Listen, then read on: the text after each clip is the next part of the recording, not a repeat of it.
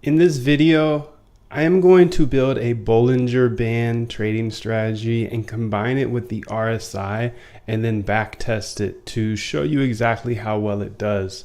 Now, a lot of people like to trade with Bollinger Bands and RSI, but have they actually back tested it is the question. So we're just going to dive right in and do that here today. So if you don't know me by now, my name is Moon and I help traders become algorithmic traders so they can remove all their emotion from trading and just trade much better. So if you aren't new here, welcome back.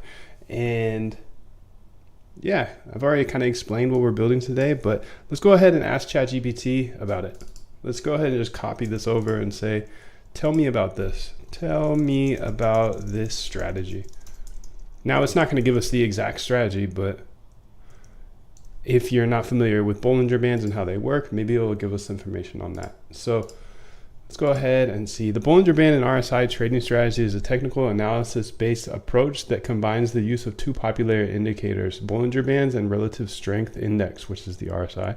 The strategy is used to identify potential buy and sell signals in the market by combining the trend following characteristics of Bollinger Bands with the momentum readings of the RSI. Bollinger Bands are volatility bands placed two standard deviations from the simple moving average. They provide a relative definition of high and low prices. When the price of an asset approaches the upper band, it is considered overbought, and when it approaches the lower band, it is considered oversold. The RSI, on the other hand, is a momentum oscillator that measures the strength of an asset's price action. It provides a value between 0 and 100, with a value of 70 considered overbought and a value below 30 considered oversold. Traders using the Bollinger Band plus RSI strategy may look for buy signals when the price of an asset is approaching the lower Bollinger Band and the RSI is oversold territory. Conversely, they may look for sell signals when the price of an asset is approaching the upper Bollinger Band and the RSI is in the overbought territory. So that's just a little review. And I want to see if it can say it in Spanish. Can you tell me this in Spanish? Just had that random idea. Let's see if it does. I know a lot of people speak Spanish. So let's see. Claro, esta es una versión en español de la estrategia Bollinger Band. Okay, so that's pretty cool. I didn't know that it could speak two languages. That's awesome. But let's just go ahead and dive in and start coding it out, and then we can back test it.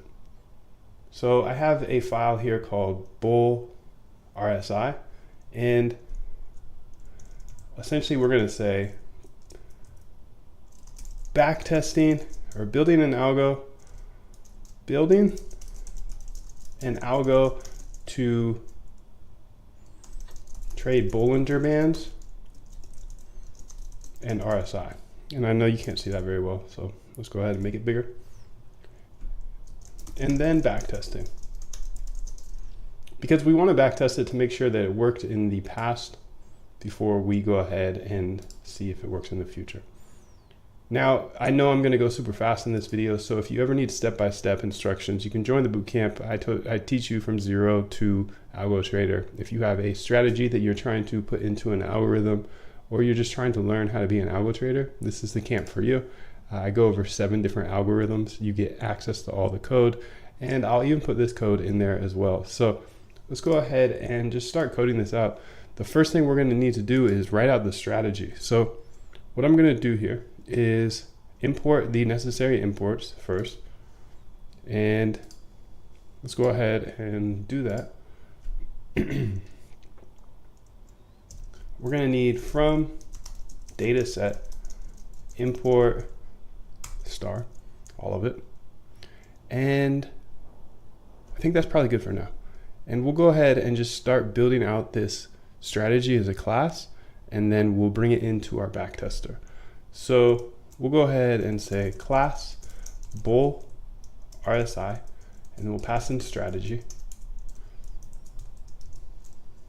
And then we'll say our take profit percentage is 20 and our SL percentage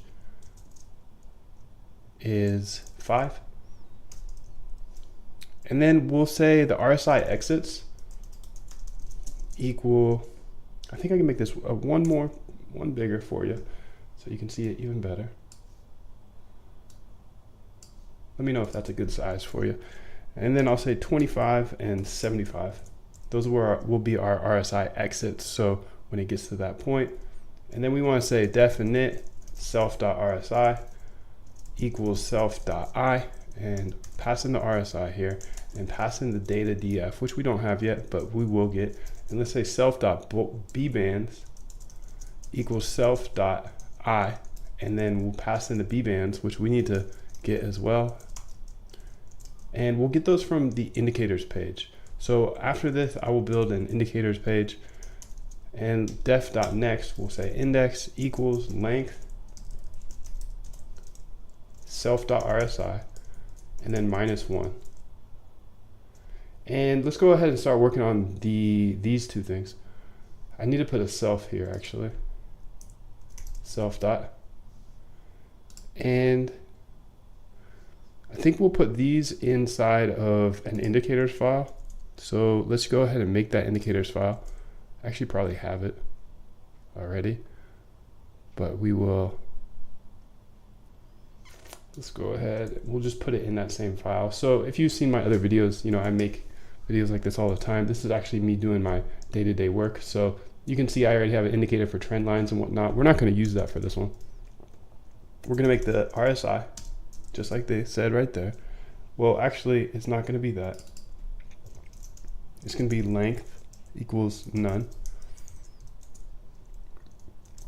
And then we want to return df RSI. And look at that. The AI writes it for me. That's awesome. And then return df, and we just want the RSI. I don't need to fill now. Now let's go ahead and build out the Bollinger bands. So that was pretty easy to do. We used TA, pandas TA, which is a library that helps do that. And then we'll pass in the df length equals none again. And then here we'll say bbands equals df.ta.bbands, and then length equals length, just like that. And then we'll say bbands dot columns equals lower, mid, upper, and broad, and perk.